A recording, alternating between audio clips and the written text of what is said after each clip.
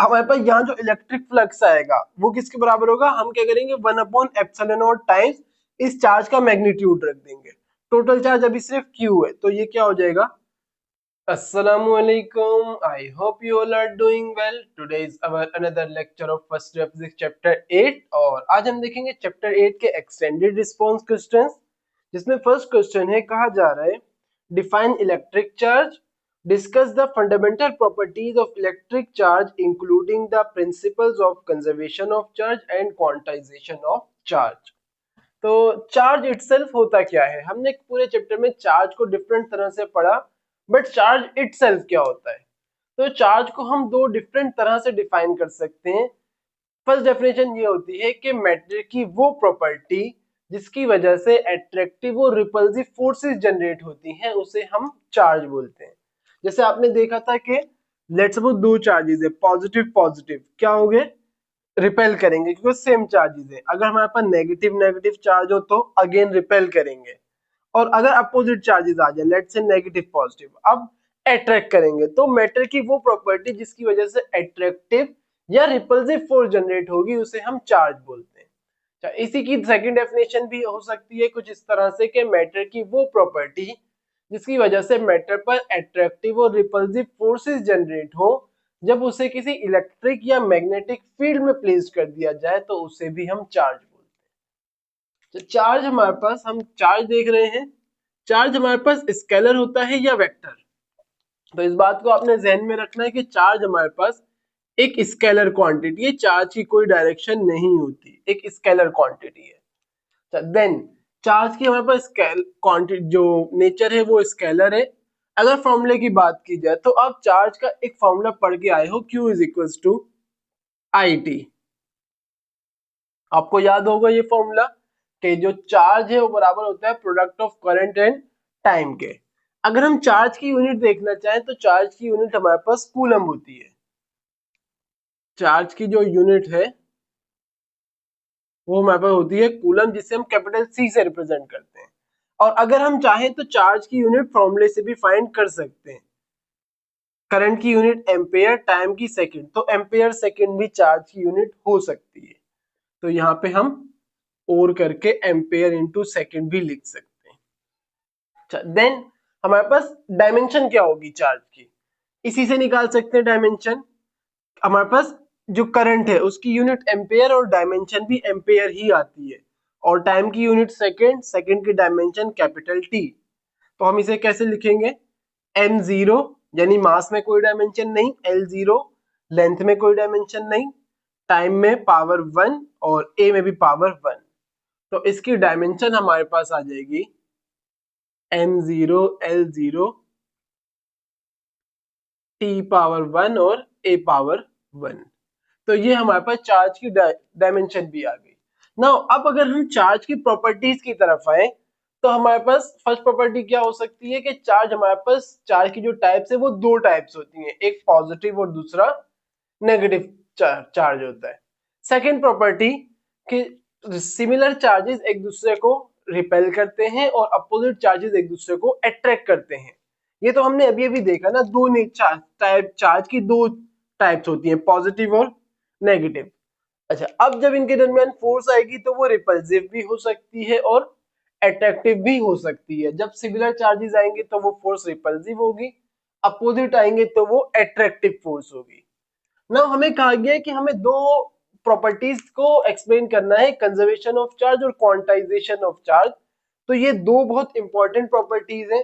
पहला conservation of charge, जिस तरह से हमने पढ़ा है कंजर्वेशन ऑफ एनर्जी के energy neither be created nor destroyed, similarly conservation of charge भी कुछ इसी तरह का है कि जो चार्ज है वो ना तो क्रिएट किया जा सकता है ना ही डिस्ट्रॉय किया जा सकता है, यानी charge neither be created nor destroyed.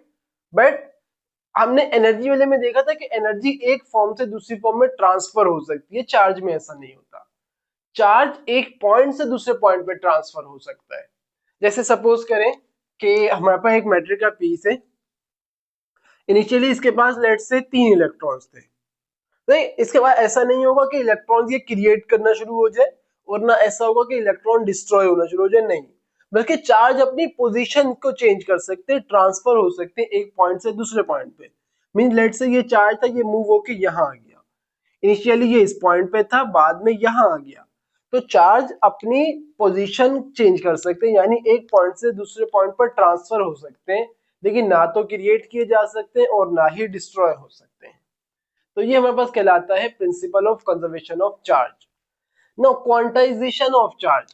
Quantization of charge बहुत इंपॉर्टेंट है और आपके एमसीक्यूज के लिए भी बहुत जरूरी है। Quantization of charge. सबसे पहले क्वांटाइजेशन माने होते हैं फिक्स्ड अमाउंट में होना किसी चीज का। क्वांटाइज माने क्या होता है, किसी चीज का फिक्स्ड अमाउंट में होना। चार्जेस हमेशा फिक्स्ड अमाउंट में होते हैं और उससे हम कहते हैं कि चार्जेस हमेशा डिस्क्रीट यूनिट्स में होते हैं। मींस हमारे पास जो सबसे मिनिमम चार्ज एग्जिस्ट करता है उसे हम कहते हैं एलिमेंट्री चार्ज। जो यूनिवर्स में सबसे कम चार्ज एग्जिस्ट कर सकता है उसे हम कहते हैं एलिमेंट्री चार्ज, और इसकी वैल्यू होती है 1.6 एक्सपोनेंट माइनस 19 कूलम। जो सबसे कम चार्ज एग्जिस्ट कर सकता है यूनिवर्स में वो है, उसे हम कहते हैं एलिमेंट्री चार्ज, और ये बराबर होता है 1.6 एक्सपोनेंट माइनस 19 कूलम, और इसे हम रिप्रेजेंट करते हैं ई से। E is equal to this. जो हमारे पास इलेक्ट्रॉन का भी चार्ज होता है वो यही होता है। अच्छा, अब क्वांटाइजेशन ऑफ चार्ज क्या होता है? क्वांटाइजेशन ऑफ चार्ज ये कहता है कि या तो चार्ज इतना होगा या फिर इसका कुछ मल्टीपल होगा। किस तरह से? कि लेट से मैं बोलता हूं Q, जो हमारे पास चार्ज होगा, चार्ज क्या होता है Q, या तो वो E होगा यानी कि यही चार्ज होगा, या फिर वो 2 टाइम्स ऑफ E होगा, या फिर 3 टाइम्स ऑफ दिस चार्ज होगा, 4 टाइम्स ऑफ दिस चार्ज। इस तरह से चलते चलते कोई ना कोई होल नंबर ही आएगा। Q is equal to E 2 E 3 4 E 5, इस तरह से चलेगा। ऐसा नहीं होगा कि Q is equal to 1.5 times of E हो गया, नहीं। इसको बिल्कुल इस तरह से समझें कि लेट से आप किसी शॉप पर जाते हैं और वहां से बिस्किट्स खरीदते हैं। एक बिस्किट की जो रेट से की प्राइस है वो 50 रुपीज है। या तो आप एक कंप्लीट बिस्किट खरीद सकते हो, या दो खरीदोगे, या तीन खरीदोगे। ऐसा नहीं कह कर सकते आप कि आप शॉप वाले को 75 रुपीज दें और आप बोले कि मुझे एक बिस्किट कंप्लीट दे दे, बिस्किट का पैकेट, और सेकंड वाले का हाफ दे दे। ऐसा नहीं हो सकता। सेम चार्जेस में भी या तो ई होगा या फिर 2 times of e 3 times of e, इस तरह से चलेगा। चार्ज हमारे पास क्वांटाइज्ड अमाउंट में होते हैं, डिस्क्रीट यूनिट्स होती हैं, मींस फिक्स्ड अमाउंट में एग्जिस्ट कर सकते हैं। ऐसा नहीं होगा कि इंटरमीडिएटली बीच में कोई वैल्यू आ रही हो। तो ये हमारे पास कहलाता है क्वांटाइजेशन ऑफ चार्ज। आपने ये वैल्यू याद रखनी है और इसे हम एलिमेंट्री चार्ज बोलते हैं। सो नाउ हम नेक्स्ट क्वेश्चन पे चलते हैं। नेक्स्ट क्वेश्चन में कहा जा रहा है state and explain Coulomb's law, apply it to calculate the electric field due to an isolated point charge. तो इसमें हमने वैसे तो ये लेक्चर में किया हुआ है तो इसको हम दोबारा नहीं करेंगे। सिर्फ मैं कूलम्स लॉ की स्टेटमेंट रिवाइज करवा देता हूँ कि कूलम्स लॉ कहता क्या था। तो क्वेश्चन नंबर 2 है हमारा, जिसमें हमें कहा जा रहा है कूलम्स लॉ। कूलम्स लॉ हमें सिंपली ये कहता था कि जब भी हमारे पास दो चार्जेस आ जाएंगे तो उनके दरमियान जो फोर्स होगी, जैसे मैंने अभी कहा चार्ज दो तरह की फोर्सेस अप्लाई कर सकते हैं, एक अट्रैक्टिव और एक रिपल्सिव। तो वो जो भी फोर्स होगी अट्रैक्टिव या रिपल्सिव, वो फोर्स डायरेक्टली प्रोपोर्शनल होती है प्रोडक्ट ऑफ चार्जेस के। लेट से हमारे पास दो चार्जेस है, प्लस और यहाँ पे नेगेटिव चार्ज ले लेते हैं। ये चार्ज Q1 है और ये चार्ज Q2 है। इनके दरमियान फोर्स होगी अट्रैक्टिव फोर्स। वो फोर्स डायरेक्टली प्रोपोर्शनल होगी इन दोनों चार्ज के प्रोडक्ट के मैग्नीट्यूड के। सेकंड, वही फोर्स इनवर्सली प्रोपोर्शनल होगी इन दोनों चार्जेस के बीच में जो डिस्टेंस होगा r, उसके इनवर्सली स्क्वायर इनवर्सली रिलेट कर रही होगी, F inversely proportional to 1/r square. अब अगर हम इन दोनों को कंपेयर कर दें, ये हमारी इक्वेशन 1 और ये हमारी इक्वेशन 2, इन दोनों को कंपेयर कर दें, कंपेयरिंग इक्वेशन 1 एंड इक्वेशन 2, तो हमारे पास आ जाएगा F is directly proportional to Q1 Q2 and inversely proportional to r square. Now proportionality हटेगी, एक कांस्टेंट आएगा, वो कांस्टेंट हमारे पास आता है K, और जिसे हम कहते हैं Coulomb's constant, Q1 Q2 divided by R square. और इस K की वैल्यू, ये K की वैल्यू मीडियम पर डिपेंड कर रही होती है। एयर के लिए K की वैल्यू हमारे पास होती है 9 एक्सपोनेंट 9 न्यूटन मीटर स्क्वायर पर कूलम स्क्वायर। तो ये हमारे पास सिंपली कूलम्स लॉ होता है। और हमने एक आइसोलेटेड पॉइंट चार्ज के लिए इलेक्ट्रिक फील्ड उसकी फाइंड की हुई है, एक पूरा लेक्चर उस पे बना हुआ है, कूलम्स लॉ पे भी लेक्चर बना हुआ है। इसकी मैं लिंक्स डिस्क्रिप्शन में ऐड कर दूंगा, आप वहां से इसको कंप्लीट देख सकते हैं। हम क्वेश्चन 3 की तरफ चलते हैं। क्वेश्चन 3 में कहा जा रहा है define electric flux and explain its significance in the study of electromagnetism and how does it relates to electric field and charge particle. तो सबसे पहले इलेक्ट्रिक फ्लक्स क्या होता है, क्वेश्चन नंबर 3 है हमारा, और ये रिलेट कर रहा है इलेक्ट्रिक फ्लक्स से।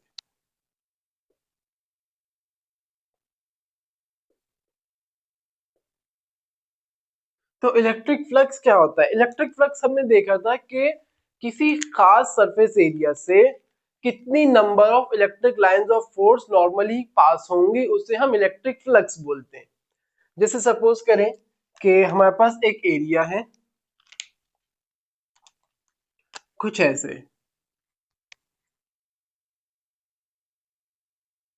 और यहाँ से इलेक्ट्रिक लाइंस ऑफ फोर्स आती हैं और इसके अंदर से पास होती हुई जाती हैं। लेट्स से ये इलेक्ट्रिक लाइंस ऑफ फोर्स आ रही है, तो इस एरिया पर से कितनी electric lines of force normally pass होंगी उसे हम इलेक्ट्रिक फ्लक्स बोलते हैं। लेट्स से अभी इलेक्ट्रिक फ्लक्स की कुछ वैल्यू होगी जब 4 इलेक्ट्रिक लाइंस ऑफ फोर्स इसमें से पास हो रही हैं। लेट्स से इलेक्ट्रिक फील्ड स्ट्रांग हो गई, इलेक्ट्रिक लाइंस ऑफ फोर्स बढ़ गई, तो इलेक्ट्रिक फ्लक्स की वैल्यू भी बढ़ जाएगी। जैसे जैसे फील्ड स्ट्रांग होती जाएगी, ज्यादा नंबर ऑफ लाइंस एरिया से पास होंगी, इलेक्ट्रिक फ्लक्स स्ट्रांग होता जाएगा। और इलेक्ट्रिक फ्लक्स के लिए हमारे पास फॉर्मूला होता है कि इलेक्ट्रिक फ्लक्स बराबर होता है product of electric field intensity and area vector के। तो हमें कहा यह गया है कि इलेक्ट्रिक फ्लक्स होता क्या है, ये तो हमने बता दिया कि इलेक्ट्रिक फ्लक्स क्या होता है, प्रोडक्ट होता है इलेक्ट्रिक फील्ड इंटेंसिटी और एरिया वेक्टर का, या फिर इलेक्ट्रिक फ्लक्स बराबर होता है कि कितनी नंबर ऑफ लाइंस पास हो रही है किसी खास सरफेस एरिया से नॉर्मली, उससे भी हम इलेक्ट्रिक फ्लक्स बोलते हैं। क्वेश्चन में मजीद कहा गया explain its significance in the study of electromagnetism. Electromagnetism क्या होता है? इलेक्ट्रोमैग्नेटिज्म में हम इलेक्ट्रिक फील्ड और मैग्नेटिक फील्ड्स को एक साथ पढ़ते हैं, जिसे हम इलेक्ट्रोमैग्नेटिज्म बोलते हैं। इलेक्ट्रोमैग्नेटिज्म में इलेक्ट्रिक फ्लक्स का क्या काम होगा? सबसे पहले इलेक्ट्रिक फ्लक्स के लिए हमें सबसे जो इजीएस्ट फॉर्मूला दिया था वो दिया था गॉस ने। हमने गॉसेस लॉ पढ़ा था, आपको याद होगा। गॉसेस लॉ ने हमें एक फॉर्मूला दिया था और वो हमारे पास बराबर था Q is equal to, sorry Q नहीं, जो इलेक्ट्रिक फ्लक्स होता है वो बराबर होता है 1/ε0 टाइम्स द टोटल चार्ज के। यानी कि लेट से हमारे पास कोई भी एक खास सरफेस है, लेट सपोज ये ले लेते हैं, इसके अंदर एक चार्ज है Q1 या Q ले लेते हैं, तो हमारे पास यहाँ जो इलेक्ट्रिक फ्लक्स आएगा वो किसके बराबर होगा? हम क्या करेंगे 1/ε0 टाइम्स इस चार्ज का मैग्नीट्यूड रख देंगे। टोटल चार्ज अभी सिर्फ Q है, तो ये क्या हो जाएगा, इसकी जगह Q आ जाएगा, Q/ε0 बन जाएगा हमारे पास। ε0 कांस्टेंट होता है और इसकी वैल्यू होती है 8.89 एक्सपोनेंट -12 कूलम स्क्वायर पर न्यूटन मीटर स्क्वायर। ये हमारे पास ε0 की वैल्यू होती है। Q हम चार्ज का मैग्नीट्यूड रखेंगे, हमारे पास इलेक्ट्रिक फ्लक्स आ जाएगा। तो चलिए लेट से हम यहाँ पे चार्जेस बढ़ा देते हैं, Q1 Q2 Q3 Q4 Q5 ऐसे चार्जेस बढ़ा दिए। तो अब क्या होगा, जितने भी चार्जेस हैं सबको हम ऐड कर देंगे कुछ इस तरह से 1/ε0 times Q1 plus Q2 plus Q3 plus Q4 plus Q5। तो इस तरह से हम इलेक्ट्रिक फ्लक्स, इसकी शेप कैसी भी है शेप पे डिपेंड नहीं कर रहा है इलेक्ट्रिक फ्लक्स, ये हमें गॉस ने बताया था। नाउ इलेक्ट्रिक फ्लक्स के क्या बेनिफिट हो सकते हैं? सबसे पहला कि इलेक्ट्रिक फ्लक्स के थ्रू हम इजीली इलेक्ट्रिक फील्ड को विजुअलाइज कर सकते हैं। जैसे सपोज करें कि इलेक्ट्रिक फ्लक्स क्या है कि एक खास सरफेस एरिया से कितनी नंबर ऑफ लाइंस पास हो रही हैं। अभी अभी मैंने बताया एक शेप बनाई थी कुछ ऐसे, सही, जैसे भी बनाई थी कुछ अलग ही बनाई थी। लेट्स से इसके अंदर एक चार्ज है Q1 या सिर्फ Q ले लेते हैं, मुझे इसके लिए इलेक्ट्रिक फील्ड बनानी है, तो क्या करूंगा, इलेक्ट्रिक लाइंस ऑफ फोर्स बना दूंगा कुछ ऐसे, ऐसे ही होगा। अब लेट से यहाँ पे चार्ज बढ़ गए, एक क्यू, कि इसको Q1 बोलते हैं, Q2, Q3, Q4, Q5। अब अगर मैं हर चार्ज की इलेक्ट्रिक फील्ड अलग अलग बनाऊं, कुछ ऐसे के, इसकी इलेक्ट्रिक लाइंस ऑफ फोर्स ऐसे बना रहा हूं मैं, फिर इसकी अलग बन गई, तो आप देखिए एक मुश्किल सी डायग्राम बन गई जिसको समझना मुश्किल हो जाएगा। तो इलेक्ट्रिक फ्लक्स डायरेक्टली क्या बता देगा, हम क्या करेंगे, हम इतने सारे इनको बनाएंगे ही नहीं, बल्कि हम इलेक्ट्रिक फ्लक्स से डायरेक्टली बता सकते हैं कि कहाँ पे कितनी नंबर ऑफ लाइंस आ रही हैं। हमें तो इलेक्ट्रिक फ्लक्स की वैल्यू पता लग जाएगी, और उससे हम डायरेक्टली हर एक पॉइंट पे इलेक्ट्रिक फील्ड बता सकते हैं। सिमिलरली इसी तरह हम इलेक्ट्रिक फील्ड इंटेंसिटी बजाय इसके कि हर पॉइंट पे अलग अलग कैलकुलेट करें, जैसे सपोज करें कि ये है, वही शेप है, इलेक्ट्रिक फील्ड इंटेंसिटी की वैल्यू हर पॉइंट पर अलग होगी, यहाँ कुछ होगी, यहाँ कुछ हो सकती है, हर पॉइंट पे अलग होगी। अब हम उसे डायरेक्टली मींस हर एक पॉइंट के लिए तो कैलकुलेट नहीं करेंगे, बल्कि हम क्या करेंगे, through electric flux directly electric field intensity की वैल्यू हम बता सकते हैं किसी भी पॉइंट पे। तो इस तरह से इलेक्ट्रिक फ्लक्स हमारे पास इलेक्ट्रोमैग्नेटिज्म में बहुत ज्यादा यूज होता है। नाउ नेक्स्ट क्वेश्चन की तरफ चलते हैं, और ये है हमारा क्वेश्चन 4, जिसमें कहा जा रहा है what is electric potential, derive expression for potential due to an isolated point charge. तो इसके भी हम लेक्चर देख चुके हैं, सिर्फ मैं इलेक्ट्रिक पोटेंशियल का थोड़ा सा ओवरव्यू दे देता हूँ। ये हमारे पास है क्वेश्चन 4।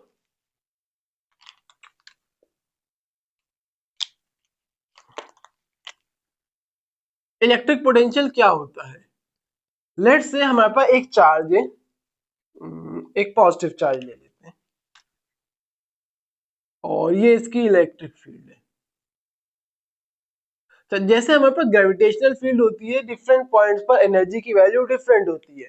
जैसे सपोज करें मैं यहाँ खड़ा हूँ, ग्रेविटेशनल फील्ड की बात हो रही है, कुछ ना कुछ मेरी बॉडी की एनर्जी होगी, या मार्कर की एग्जांपल लेते हैं, ये मार्कर है, इसके अंदर कुछ ना कुछ एनर्जी होगी। जब मैं इसको ऐसे ऊपर की तरफ लेके गया तो इसकी एनर्जी बढ़ेगी, क्योंकि हाइट की वजह से पोटेंशियल एनर्जी आती है। तो इस ऑब्जेक्ट में वो एनर्जी कहाँ से आ रही है, क्या होता है कि ये मैंने मार्कर पकड़ा हुआ है, इसको जब मैं ऊपर लेके गया तो मैंने अपनी बॉडी की एनर्जी को यूज किया इसे ऊपर ले जाने में।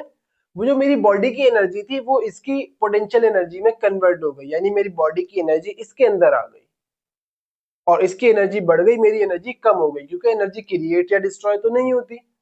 सेम इसी तरह एक चार्ज है, और यहाँ पे हम एक और चार्ज ला के रखते हैं, एक टेस्ट चार्ज Q0, जो कि एक पॉजिटिव चार्ज होता है। ये भी पॉजिटिव, ये भी पॉजिटिव, एक दूसरे को रिपेल कर रहे होंगे, मींस इसके ऊपर ये जो चार्ज है इस पे फोर्स कुछ ऐसे लगा रहा होगा कि ये इससे दूर चला जाए। हमने ये किया कि इसको फील्ड के अगेंस्ट मूव करवाया इस डायरेक्शन में, इसके ऊपर मैंने फोर्स लगाई कुछ ऐसे, और लेट से ये इनिशियली इस पॉइंट पे था, पॉइंट ए, बाद में आ गया यहाँ पे, इसे हम पॉइंट बी बोल देते हैं। क्या हुआ कि मैंने इसको यहाँ से फोर्स अप्लाई की और फील्ड के अगेंस्ट मूव करवा दिया। फील्ड कैसे थी, ऐसे थी, मैंने इसको फील्ड के अगेंस्ट मूव करवाया, तो हुआ ये कि क्यू नॉट की एनर्जी बढ़ना शुरू हो जाएगी। जैसे ग्रेविटेशनल फील्ड की बात करें, ग्रेविटेशनल फील्ड ऐसे डाउनवर्ड आ रही होती है, मैंने मार्कर को फील्ड के अगेंस्ट मूव करवाया तो इसकी एनर्जी बढ़ गई। सेम ये पूरी इलेक्ट्रोस्टैटिक फील्ड है, चार्ज को जब मैंने इलेक्ट्रोस्टैटिक फील्ड के अगेंस्ट मूव करवाया तो चार्ज की एनर्जी चेंज हो जाएगी, यहाँ एनर्जी कम होगी, यहाँ ज्यादा होगी। लेट से यहाँ पे एनर्जी थी, उसे मैं बोल देता हूँ U1, या U बोल देते हैं सिर्फ, सही है। वो जो यहाँ पे एनर्जी होगी किसी भी पॉइंट पे इस इलेक्ट्रिक फील्ड में, यहाँ बोल सकते हो, कहीं पे भी बोल सकता हूँ, हर पॉइंट पे इलेक्ट्रिक पोटेंशियल की वैल्यू चेंज हो जाएगी। जैसे लेट सपोज ए पे मुझे बताना है कि इलेक्ट्रिक पोटेंशियल की वैल्यू क्या होगी, तो मैं कहूंगा कि पॉइंट ए पर जो भी एनर्जी होगी चार्ज की, electric potential energy divided by test charge, ये हमारे पास बराबर होता है इलेक्ट्रिक पोटेंशियल के। लेट से पॉइंट बी की बात की जाती है, तो इसे मैं U1 बोल देता हूँ, इसे U2।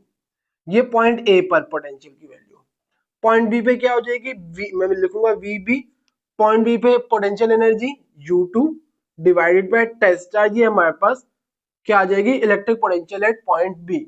और इसके लिए हमने फॉर्मूला ड्राइव किया हुआ है, और वो हमने ड्राइव किया था, V बराबर होता है KQ अपॉन R स्क्वायर के। आई थिंक यही था, हाँ यही था। तो हमारे पास इलेक्ट्रिक पोटेंशियल का हमने फॉर्मूला ऑलरेडी ड्राइव किया हुआ है, आप इसे लेक्चर में जाके देख सकते हैं। नाउ क्वेश्चन 5 की तरफ चलते हैं, लास्ट क्वेश्चन है हमारे पास, और इसमें कहा जा रहा है define an electric dipole, derive formula for the electric field due to an electric dipole at point P placed on its axial line. तो इसमें भी अगेन हमने फॉर्मूला पूरा ड्राइव किया हुआ है, एक बहुत लॉन्ग टॉपिक था। मैं आपको इलेक्ट्रिक डाइपोल बता देता हूँ क्या होता है और डाइपोल मोमेंट बता देता हूँ। इलेक्ट्रिक डाइपोल होता यह है कि लेट से हमने दो चार्जेस लिए, या एक मिनट, इलेक्ट्रिक डाइपोल,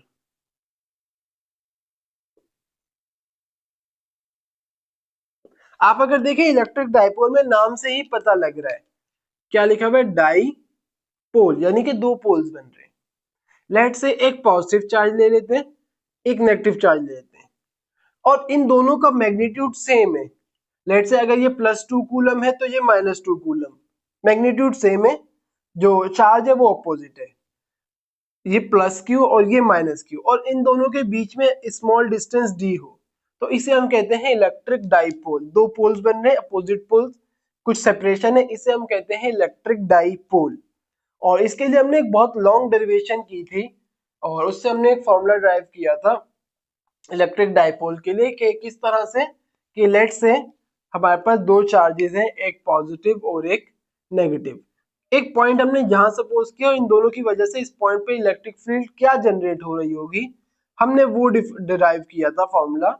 तो उसे आप डिस्क्रिप्शन में मैं लिंक ऐड कर दूंगा, आप वहां से देख सकते हैं। तो ERQs का आज का लेक्चर यहीं पे एंड करते हैं। आई होप आपको लेक्चर समझ आया होगा। अल्लाह हाफिज।